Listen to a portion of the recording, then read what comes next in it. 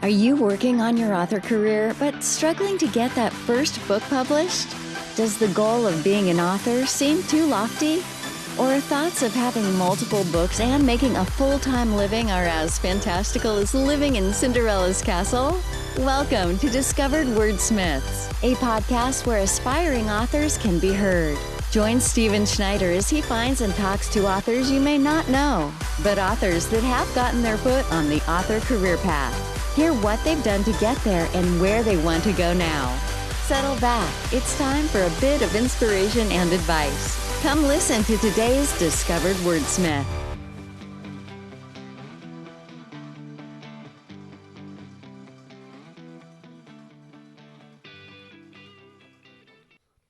Happy New Year and welcome to a brand new episode of Discovered Wordsmiths. I know I took some time off during the holidays. We're allowed to. I like to spend the time with the family, so I hope everybody had a great holiday. I hope the new year has started off well for you. Here's hoping it's better than last year, right? So to start off this year, I've got a new author. His name is Nosa. He writes fantasy, and it sounds like a very interesting book because he bases it on Nigerian culture. And in the second half of the podcast, we discuss the rise of Black culture in fantasy. So if you like fantasy books, stick around, listen to what Nosa has to say. And then if you're a writer, check out part B and see what our discussion on the rise of Black culture in fantasy and what we discuss about it. Please, if you've been enjoying the podcast, if you've been finding new authors, go check them out. Go get their books, support them. What would really help new authors is leaving them a review, letting others know what you thought of their books. And that would also help this podcast. If you've listened to the episodes, if you've thought that you got something out of it and enjoyed it, please go leave a review somewhere, wherever you get your podcast. Give it some love. It'll help others find the podcast. The more people that find the authors, the more great stories we'll get. So without any further talking on my part, here's Nosa. All right. Well, Nosa, welcome to the podcast. It's great to have you on. Yeah, well, it's nice. It's nice to be invited. And thank you for having me on. Definitely.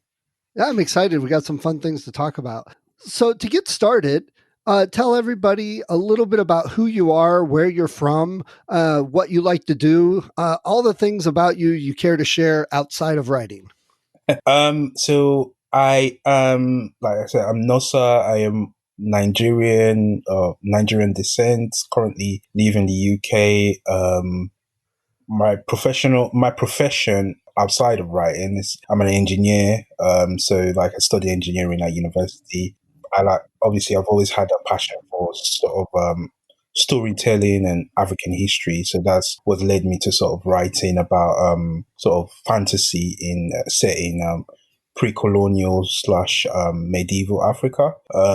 It's a mixture of different things really, but yeah, that should give you a good summary of who I am as a person. Okay, you said you're an engineer. What type of engineer? What do you do?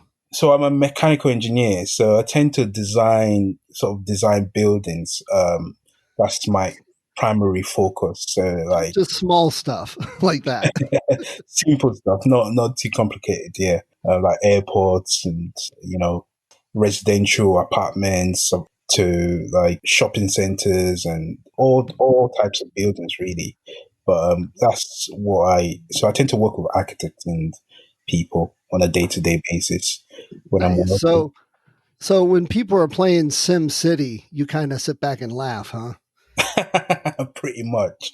All of those buildings, I'm like, like when you're in sort of the industry in terms of buildings and stuff, each time you see a building, you can't help but be sort of an observer, trying to understand sort of how it works or right things that are wrong and right about it. So yeah, it does creep in ever so often, but yeah. So jumping around just a little bit in that same regard, now that you've been writing, do you tend to read books or watch movies and evaluate the story and the plot and try and figure out all of that? I do now more often than not. I don't want to be too. You don't want to be too critical about other people's work and stuff. Because obviously, as a writer, you appreciate the difficulty and sort of the amount of Correct. effort that's put in order to create a story. And when you do become too sort of critical of someone else's work, it can be a little bit disheartening to the person. But at the same time, internally, I can also look at stuff and learn from it and see what they've done right and wrong. I mean, a good example is obviously the much hated, final season of Game of Thrones, and which everyone has obviously had their own 2 cents on. So that's a good example where, everyone had something to say about it. Right. And, as a writer, you could see what you could say the writers did wrong in that storyline and try not to make the same mistakes, basically. Yes. And I agree with that. I don't want to be critical, but I do like to learn. And there are definitely times I feel some story went off the rails. Yeah. I mean, I'm a big Star Wars fan, and the last 2 movies I was very disappointed in. We don't need to go into too much detail. The rebellious 50% of Star Wars fans, is it? Yeah. All right. You're a mechanical engineer, but you also write. Why did you want to start writing? What made you start? When growing up, I've always been interested in engineering, right? But at the same time, I've also been interested, or I've always been a big fan of fantasy work. So from a young age, I was addicted to the Lord of the Rings, sort of the books, the trilogy, the movies, Aragon. I've always been a big fantasy fan. And as an engineer, combined with that, I know technology is kind of, some people may see sort of different, but I kind of see both elements the same with fantasy, because fantasy, effectively, you're imagining stuff that aren't existing yet in our world, right? And as an engineer, the whole point of being an engineer is, or why I was interested in engineering was sort of to be able to create stuff that aren't in our world currently, or to engineer new stuff. So it's that curiosity or that interest in developing new things. So that in line, those two sort of parts of my life are connected, in being an engineer, being in science, and being interested in fantasy and fantastical worlds in that sense. Now, obviously, like I mentioned, interested in a lot of fantasy movies, books, and so on. As obviously, throughout the years, my interest was kind of getting picked and increased over the years. I went to university, studied engineering, and through my degree, I got obviously learned how to be a writer, because you learn that naturally as you become more educated. And at the same time, I was learning more. I was learning, sort of watching more movies, reading more books. And then later on, I think after I left university, I started looking more into sort of my culture and African culture, visiting a lot of museums, and reading a lot of, sort of the historical elements that are not accessible nowadays. But reading that, I found those stories really interesting and quite unique, to be honest. And combining that sort of vision of what I would imagine Africa as an African person myself, I would imagine Africa looked like at a time when it was pre-colonial time, let's say 1,000 years ago. Imagining that based on the stories I've read and the museums I've visited, it piqued my interest to combine that with my sort of the story elements I've learned, to sort of create that imagination and write down that imagination and sort of share that story with people. And obviously, when you share story with people, you realize that actually more people are actually interested in that sort of imagination and picturing that world and understanding more about that world. Or pretty much where it sort of started, really. Okay, and I love that. I'm going to make a point of something you said. You used your daily life with engineering and buildings, and that helped inspire you partly to do the writing. And you use the other movies and books and stories that you encounter to help inspire you. I wanted to point that out because I know a lot of people go, where do you get your ideas and how do you think of that stuff? And I think that was great when you said that, everything is kind of inspiration and helps give you ideas. Exactly. So when you read the book, what I have found is a lot of people go, oh, you do explain sort of, is it very, the explanation or description very visual, because, I kind of explain what sort of the buildings look like. And I was going to ask you that. Do you, yeah, so that's why I do that quite a lot, because of my background and the way my brain works, really. So I imagine stuff, and I almost feel like I'm obliged to sort of give the reader sort of what I'm imagining in a way. So they get a good picture of what the world looks like, and, sort of where the characters are living, the tools they're using, the carriages, so, wagons they're riding, or horses, and, the forests and the seas, and, whatever sort of magnificent, buildings or monuments are there. They're described in a way that it's not too mechanical, because when it becomes too mechanical, it's boring, but in an artistic, written way that makes it, that explains it to them, and they can understand what the world looks like, but at the same time they enjoy the writing at the same time, if you know what the story. Okay, so you mentioned the book a little bit. Tell us a little bit about the book, what it's called, what it's about. So there are two books. The second one is coming out on the 16th of February, which is a little over a month from now. The first one is called A Cry to War. So A Cry to War came out October 2019, which is just over a year ago. Though both books are connected because it's the same storyline, but starting with the first book. The first book is based on primarily a medieval Benin kingdom, which is a popular Benin is a popular sort of tribe in Western Africa. So the main character there is King Eware, his story is based on a actual real Oba of Benin that existed in the 14th century, if I'm correct. Maybe off by 100 years, but basically a long time ago. And a long time ago in a galaxy far away. But basically, he's got quite an intriguing story, because in the real Oba actually fought for his kingship. And this story in the book kind of elaborates on that, and kind of expands on it, and makes it sort of adds a lot of dramatization to it to make it interesting.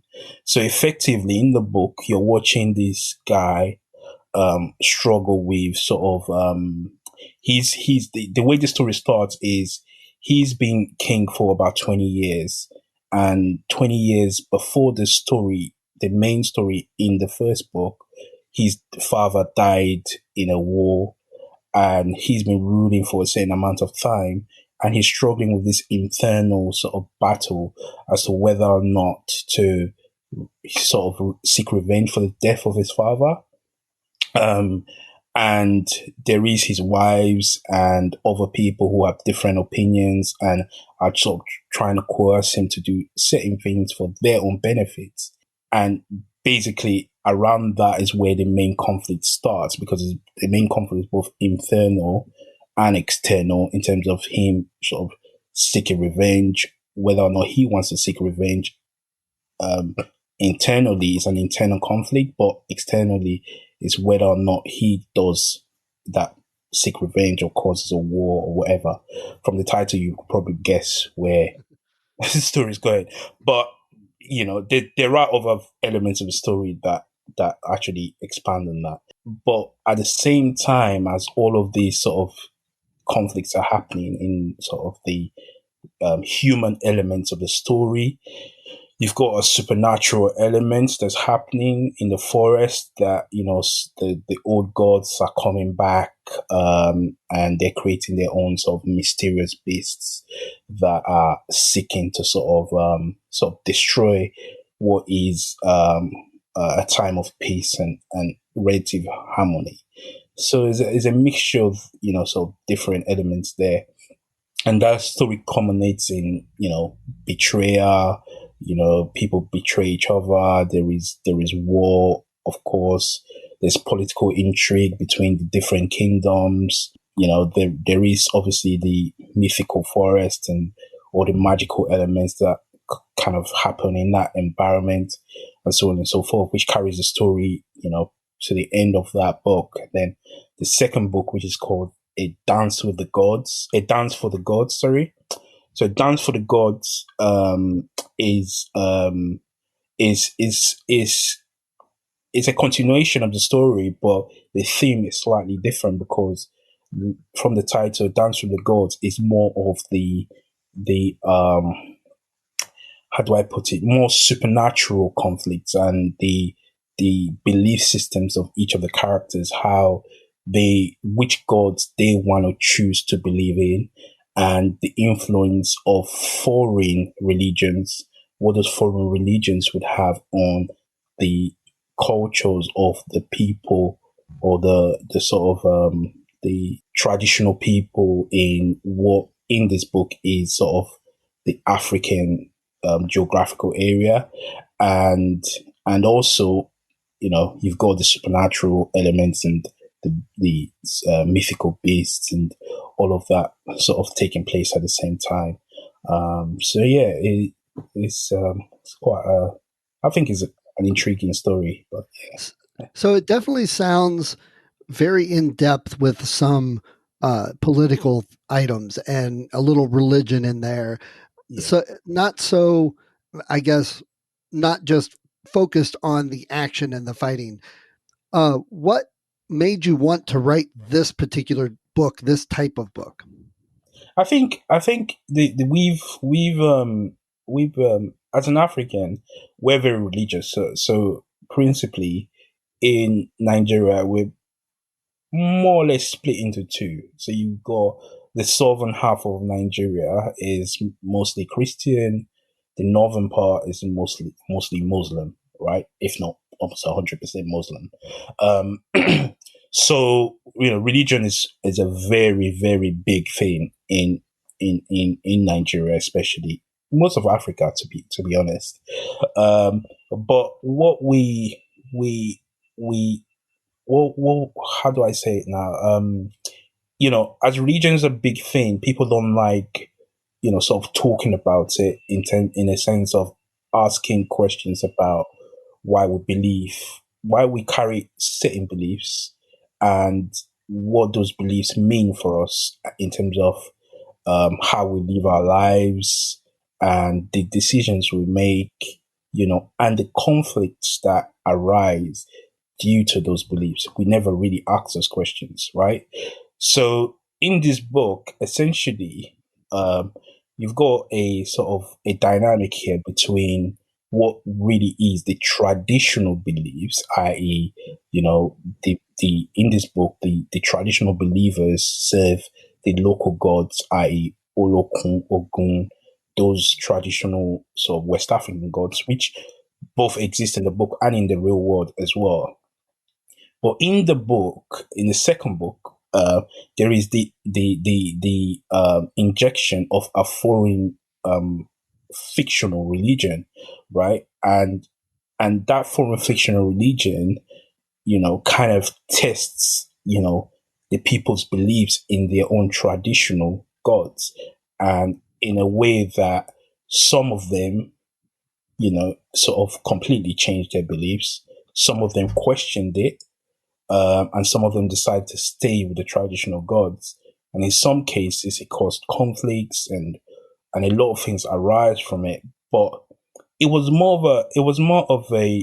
me trying to sort of be criticizing a foreign religion or me siding with the traditional religion. As a writer, I was just sort of posing a question, in a sense, if you know what I mean. So I was just showing you a good, short, I would say, depiction of what would have happened or what did happen, a few hundred years ago when the Muslim invasion of Western Africa happened, and also Christianity came as well, but it's mostly around sort of the influx of Islam into sort of sub-Saharan Africa and the Sahel, around the sort of Sahara Desert. So it's kind of looking at all of those sort of implications. Like, on one hand, this new religion brought in knowledge and a new way of thinking and all of this stuff. But on the other hand, it kind of diminished the traditional religions, the traditional cultures. So it's looking at that dynamic really. But obviously, it's not just about religion. You also had conflicts and war and and magic and the rest of it. But in terms of religion, that was the main conflict there. It was a conflict between the traditional religion and the foreign religion. That's definitely intriguing. I had another gentleman on, Antoine Bandelet, and he writes kind of similar fiction. And we had a discussion on basically we've got enough Tolkien white guy fantasy. So it's nice to get something different. And I think for the second part of the podcast, we've got a lot to talk about in that regard. Yeah. So there's a little preview for everyone listening to listen to the second half for more discussion on that, because obviously the book has a lot in there. Yeah, it does. Okay, so these two books are out, and did you self-publish them? Yeah, they're self-published. So the second one is not out yet. It's going to be out on the 16th of February, so a little over a month's time. It's on Amazon. So they're both self-published. So the first book obviously is out. It's all on Amazon, so both Kindle and paperback. The second book is also going to be on Amazon. You can pre-order it now, but you can get on Amazon, or you can go on our website and pre-order it. Okay. So yeah, it is self-published. To answer your question. Yeah. So writing the first book and then the second, and I assume then you're going to write a third one. What have you learned that you are doing different, or if you could go back and do the first book again, what you would do different? I think to be honest, I think because the first book was published over a year ago, and I've had enough time to sort of learn what I've done. I've had enough time to gather my lessons from publishing the first book, and kind of sort of adapt that to the second book and get more success with the second book. But I wouldn't say I would go back and change the first book, because that would mean I'm looking at things in hindsight, and with hindsight, there's always things to change, right? Because that means I would never publish the first book, and if I never published the first book, then I wouldn't have learned what I've learned to implement it in the second book. So I have learned a lot. The things I have learned is more to do with the marketing element. Well, I would say obviously we've improved in terms of how we write. Our writing is generally improved, but that comes naturally with more practice. I mean, once you write one book, you get better at writing anyway. So naturally that happens. But I think it's more to do with sort of understanding what our target audience is the main sort of is my main learning point really from the first book, because of the sort of story we're telling. There isn't you may think there is an exact marketing market for it, but it's not there is, but it's not very obvious, if you know what I mean. Right. Your target audience is not very obvious in that sense. Who is your target audience, and what feedback have you gotten from them? So principally what I've learned is that our target audience is mainly Black people of my own age, I would say, on average. So I would say between the ages of 18, maybe slightly younger. I mean, there have been people who've been younger who've read it. But principally, I would say probably 16, 18, all the way up to to 50, probably. I mean, people older than 50 have read it, but the vast majority of the people who've read it are, so people in the diaspora, black people in the diaspora between the ages of, so I would say 16 to 50. Okay. Those are the main people who sort of who read the book, really. And have you had some beta readers on your second book? Yeah. Well, so we've had that. I mean, it gets edited anyway by external people. So yeah, we have had that. What's the feedback like? Have you listened to the feedback from the first book to change things in the second, or are people saying it's just good, or they like certain things, or anything like that? No, I don't want people to just say it's just good, because that means I'm not improving. I agree. We have had both good and bad feedback from the first book, and and some of the good feedback have, obviously the good feedback, you take it because it is good, and you're happy that people enjoy the book, and then from the bad feedback, some authors tend not to read their bad reviews or bad feedback, but I tend to read it because I'm of a sort of level-headed where I can be able to see through a review and take what is beneficial to me. And obviously some reviews can just be rude and just be like, oh, I didn't like the book, I DNF'd it. In which case there's not much you can take from that review. Whereas some reviews can be a little bit more in-depth and can tell you what they didn't like about it and what could be done. And you can read it as an author and say, right, okay, that makes sense. That's something I could improve upon, which we have done from the first to the second book. Now, there have been instances where people have had negative reviews, and you don't agree with their review because you feel like, for instance, in the first book, there is sex in the book, right, which is described, right? And some people don't like reading about sex. So, which is fine, but I decided not to remove that from the second book. So it's just a balance of, feedbacks and knowing what feedback sort of to take and what not to take. And with the sex in the book, did you have more negative feedback or pushback from certain religious groups or people? I think I don't think, no one did say what their beliefs were, but some people just said, they didn't like the fact that, there was sex was described in the book, which is fine because, I mean, sex is always going to be a topic where, it's going to be Right. diversive, isn't it? Because not everyone likes that sort of stuff in their media. So, right. Which is fine, but it's a choice. It's a sort of a artistic choice we've chosen to go with.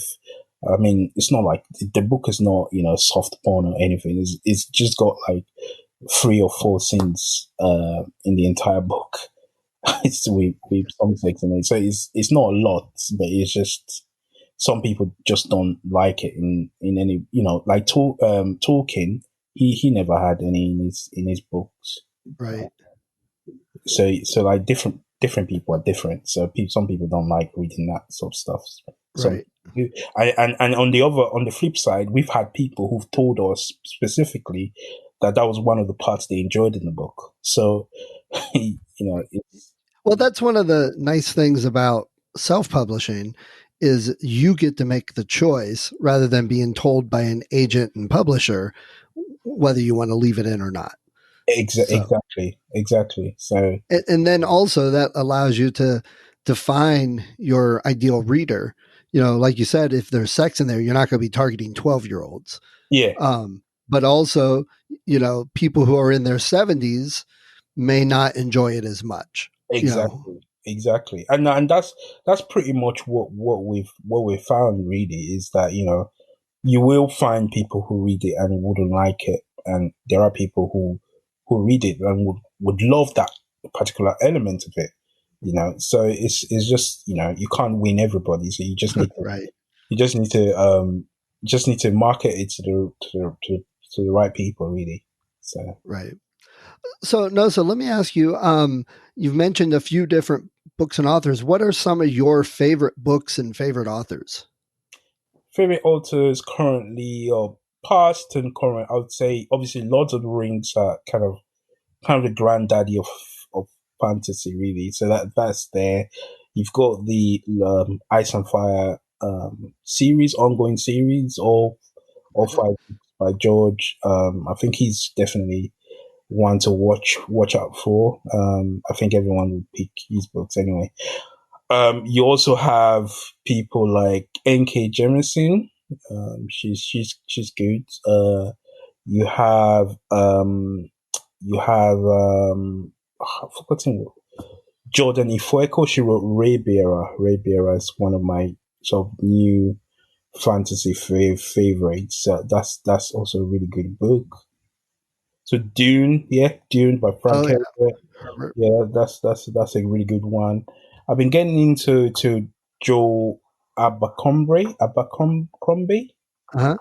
Yeah, the Little Hatred. So he's also good. So those are, in terms of fantasy, those are the sort of books I like. And obviously, I've been reading a lot of The Godfather recently. I've only just got around to read. I've obviously watched the movies a few years ago, but recently I started reading the books. So Oh, nice. The Sicilian, yeah, it's quite good book, quite good books. Those. So So, uh, okay. So, what part of the country do you live in? London, so I'm in You're in London. South London, yeah, South Okay. London. Yeah. Do you have any favorite bookstores close to you? And I know you may not have been to it for a while, but I normally go to the one in Crystal Palace. I need to get the name now because I forgot. They haven't been open for a while now. It's an independent bookstore. I'll tell you the exact name. So it's the Bookseller Crow in Crystal okay. Palace. Bookseller Okay. Crow on the Hill. So it's like an independent bookshop. I like it. It's quite cozy and cool. Nice. I try and find some bookstores just ever if I'm in the area, I'll look you up and we can go meet at the bookstore. Yeah, definitely. No, that's definitely a good. Once this sort of lockdowns and isolations are over, hopefully they should be back in business. It'd be a shame if some of these local sort of bookshops don't make it, but Right. that's definitely one I'll be going back into. Uh, but yeah. Okay. So, where can we get your book online? So you can get my book if you're buying on paperback, and Kindle. You can get on Amazon, Amazon.com. You can get both A Cry to War and A Dance for the Gods on Amazon.com. You can also get like a ebook, my ebooks on Google Books. It's on Google Books, is on Kobo as well. So it's in all of those sort of places. It should be reachable to anyone, regardless of where they are in the world. I mean, not everyone can get Amazon. Not every country has access to Amazon, but you can get a book on Google Books, Okay. or Kobo. So that should be. And do you have a website or are you on social Yeah. media that So yeah, sorry, I should have said that first. So the best place to go actually would be our website, which is gajarianpublishing.com. Do you want to post it on the sort of on the podcast so people can, yes. yeah, just post a link to the website. It's the best place to go. So you have all of these sort of links there to all the different sort of bookshops and book places to buy the book. So like, regardless of where you are, you should be able to grab a copy in one form or the other, either on Amazon or Google Books or Kobo, And which was easiest. okay, great. What was your website again for everybody? It's Gagerian Publishing, so GHAGERIAN publishing.com. Okay. So one word, Gagerian Publishing. Great. All right, I'll make sure and put a link to that in the show notes for everyone. Yeah. Great. Well, Nosa, I appreciate you talking. We're going to transition over to our second half of the podcast. Any last words on your book before we get into our writer discussion? No, that's it. I think we've covered a lot. So, yeah. Okay, great. Well, I appreciate you telling us about your book today. No problem. Thank you for listening to Discovered Wordsmiths. Come back next week and listen to another author discuss the road they've traveled, and maybe, sometime in the near future, it might be you.